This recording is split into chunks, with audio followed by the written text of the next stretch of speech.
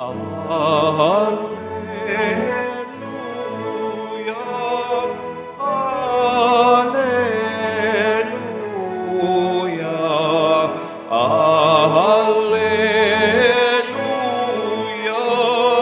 Alleluia.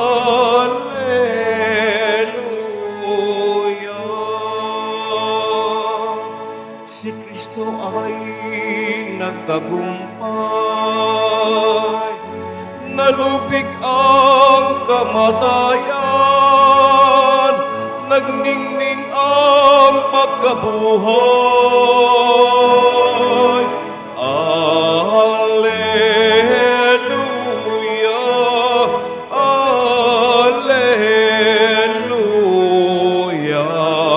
Alleluia, Alleluia.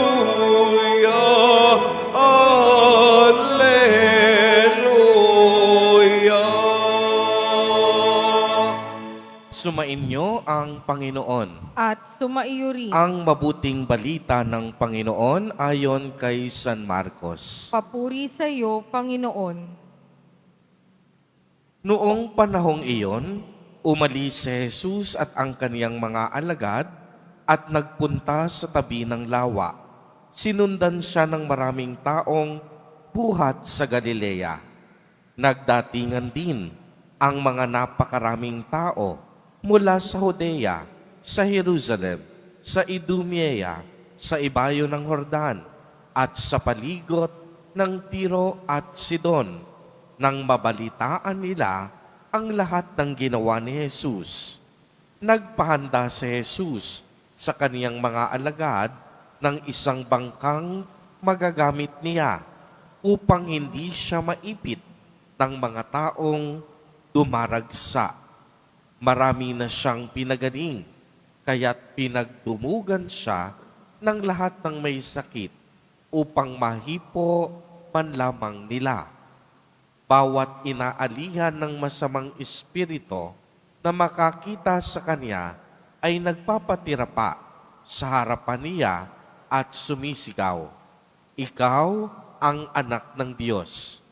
At mahigpit silang pinagbawalan ni Jesus. Ayaw niyang ipasabi kung sino siya. Ang mabuting balita ng Panginoon. Pinupuri ka namin, Panginoong Heso Kristo. Magsiupo po ang lahat. Magandang umaga po sa inyong lahat, mga kapatid kay Kristo. Sa lahat po ng ating mga taga-subaybay, sa iba't ibang online platforms, at sa lahat ng ating mga kadiboto, sa iba't ibang panig ng Pilipinas, at maging sa buong mundo, kung saan tayo ay naaabot ngayon ng ating live streaming. Mapayapang umaga din po sa inyong lahat. Purihin at dakilain natin ang ating Panginoon, ang mahal na poong Jesus Nazareno.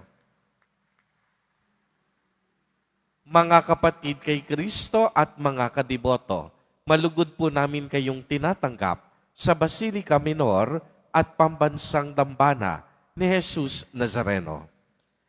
Muli po ay narinig natin sa ating ebanghelyo na maraming pinagaling si Jesus Nazareno, kaya pinagdumugan siya ng lahat ng mga may sakit upang mahipo man lamang nila. Bawat inaalihan din ng masamang espiritu na makakita sa kanya ay nagpapatira pa sa kanyang harapan at sumisigaw, "Ikaw ang anak ng Diyos." Tunay nga pong masasabi natin sa Ebanghelyo ni San Marcos, ipinakilala niya si Jesus Nazareno bilang isang dakilang manggagamot. Isa siyang Mesiyas na punong-puno ng awa at habag. Kaya't kung inyo pong mapapansin, si Jesus ay hindi lang tumigil sa isang lugar o sa isang bayan, bagkus sa kabuuan ng kaniyang pampublikong ministeryo, siya po ay naglakbay pumunta sa iba't ibang bayan at lalawigan. At doon, gumawa ng kababalaghan para sa mga may sakit at nangangailangan.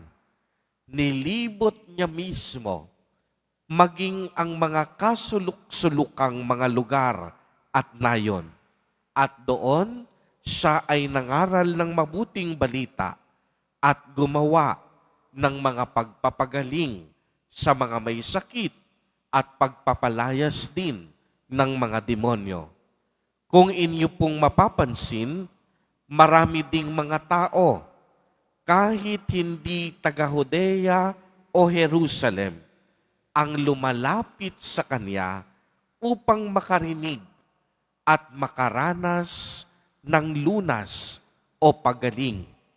Ang ibig sabihin po nito, ang kaligtasan naging bukas na para sa lahat.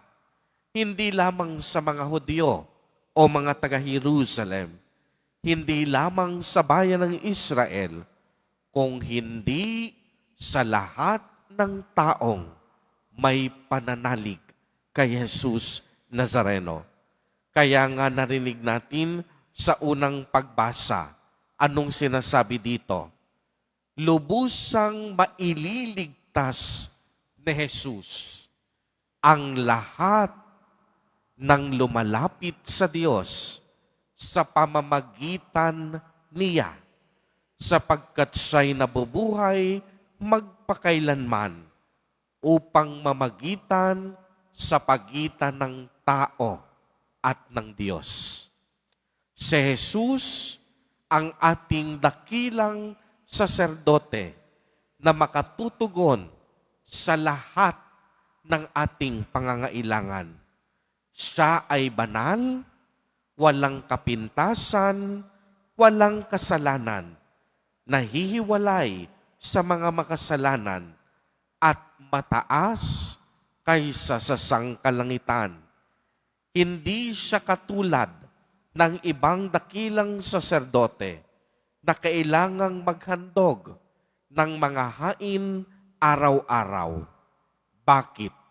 Sapagkat si Jesus Nazareno ang dakilang saserdote na nag-alay ng sarili niyang buhay. Hindi niya kailangan ng ibang hain.